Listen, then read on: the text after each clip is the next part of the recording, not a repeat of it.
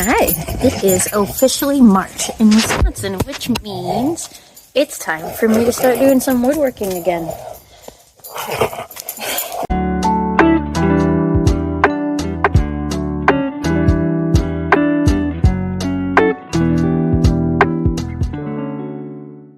Don't be fooled. It's actually only 18 degrees out here.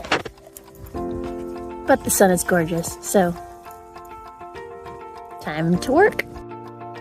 This is my tamarack slab that I'm working with. You can see that I have my mold here I'm using to help trace on each side on what I'm looking for, and then I'll use this to cut later.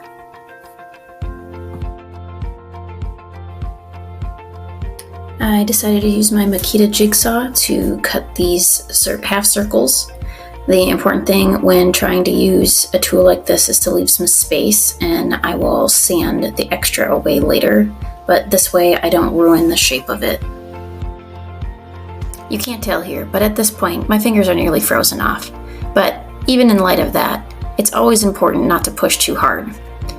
It's also critical to keep the piece moving. If you stay too long on one side, you're going to end up burning the wood, or it'll look lopsided.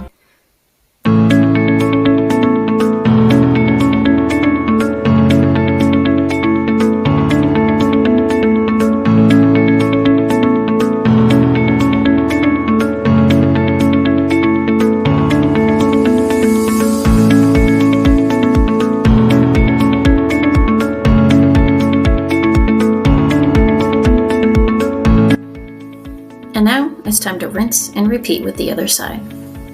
Here, fast forward, the next step is to remove the bark. Epoxy does not typically like to stick to bark very well, so this is actually a really important step when trying to do a river table. There are typically two levels of bark. You have the hard bark on the outside, and then you have that inner, softer layer. It is important to take both off. I found that the chisel worked the best to remove the hard layer, and then later on I sanded the remaining softer layer.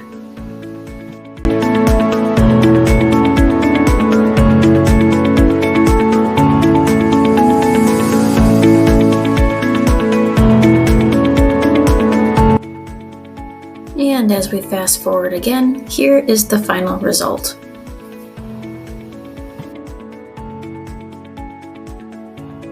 As I mentioned previously, I took the chisel to get the main part of the bark off, but that soft stuff needed a little bit more fine tuning. So here I am taking a hand sander, and I am sanding all of the inner parts and then the top so that it's nice and clean and ready for the next step.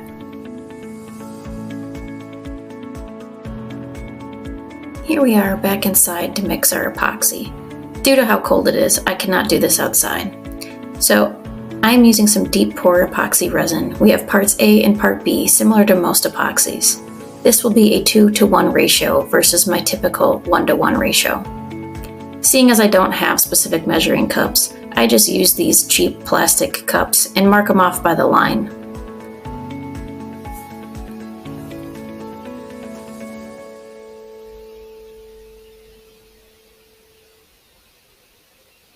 It is still really important to make sure your ratios are accurate.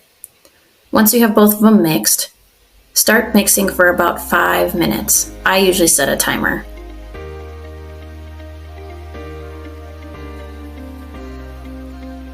Once the final mixing is complete, it needs to sit for about 2 minutes to release the bubbles.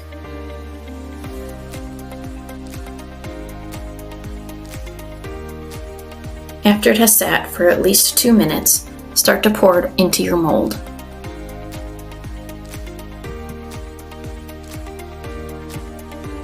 After spreading out that first layer of epoxy, and I need to wait, I took some oil and I rubbed it all over the 2 pieces of wood. You can stain this any color that you wanted, but I actually liked the way they looked naturally, so I just kept it with a basic oil.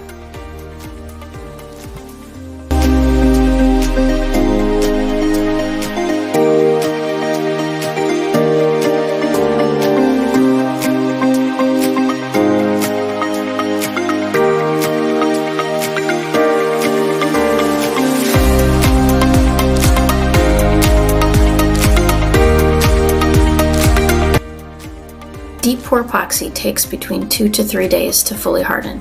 I waited only 1 day so that it was still tacky enough. Now I'm going to put in the individual pieces so that it had its own coat before I place these in here. Try not to move it around too much.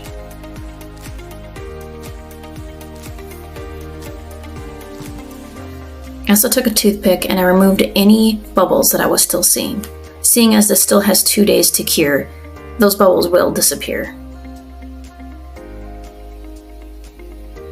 Once I had them placed, I grabbed my coffee beans. I had wanted this to be like a tossed down bag effect, but the beans did not come out that way, so I decided just to pour them in and to make it work. Spreading them out evenly and trying to make sure it was flat. This is 3 days after I added another deep pour epoxy coat onto my coffee beans. You can see it's hard now and it's ready for the next coat. Once again, pouring slowly over the main center piece. This is self-leveling epoxy, so it will move out to the edges. After this has cured for another 3 days, it's time to remove the mold. Be careful, it should release gently.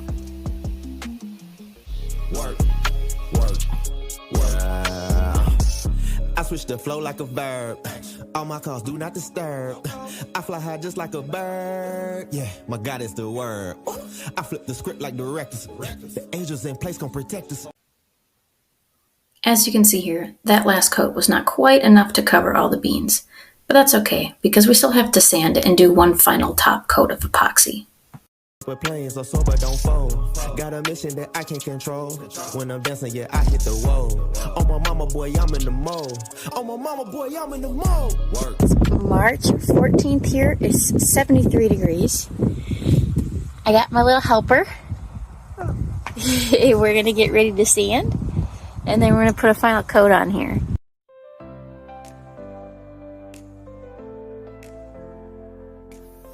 Here I am using my orbital sander. I started out with 80 grit. Depends upon how rough the surface is. Generally between 100 and 120 is a good starter. I'm going to try to buff it out and even this out. How you know when you've sanded enough is it's going to look really white and scratchy. The more glossy area that's left means you haven't sanded enough. So here you can see it's pretty white looking. Once I get it to the point that I like and it looks relatively flat, I'm going to change out my sandpaper, and you want to keep going up levels until you get to around 300, 400-ish. So I'll spare you the boredom and I'll just show you change out once. My little helper's here changing out my sanding pad. He loves to watch Mom build, so any opportunity I try to teach him some of the things that I know. So you'll also see me here taking some wet paper towel and trying to get some of the dust off. That's important to do between each stage as well. That way you can get a better picture of what's actually there and what's not just extra sand. As I wipe this down, you'll see it looks clearer again, but there's still scratches in there. So I'm moving up to 150 grit in this. I'll sand for a little while and then we'll continue to move up.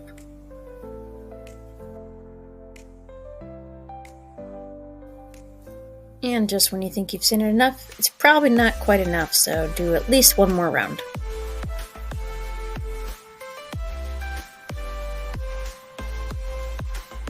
Here I am wiping it down one more time to get a good look.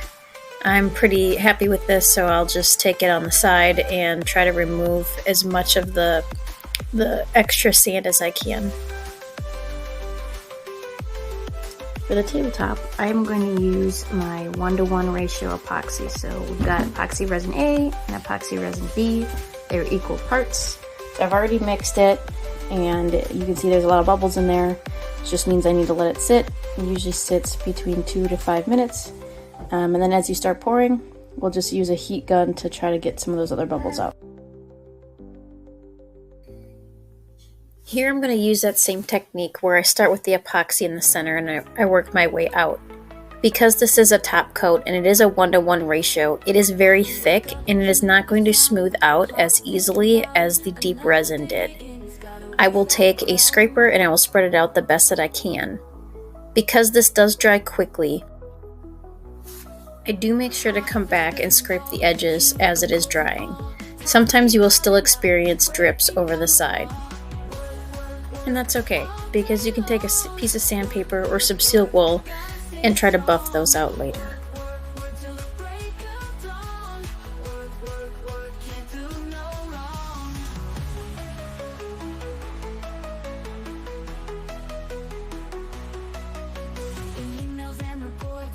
Alright, so this is self-leveling.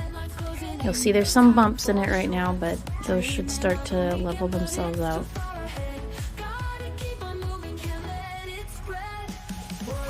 But back to crystal clear. And this is the final product. These are the hairpin legs closed up. And you can see the top here. I actually really love how clear it is on top. I wasn't sure if I was going to like it crystal clear like that with the beans, but I do love it, and I hope you guys do too. If you guys want to continue to see my journey as I try out different woodworking techniques, feel free to like, subscribe, and share.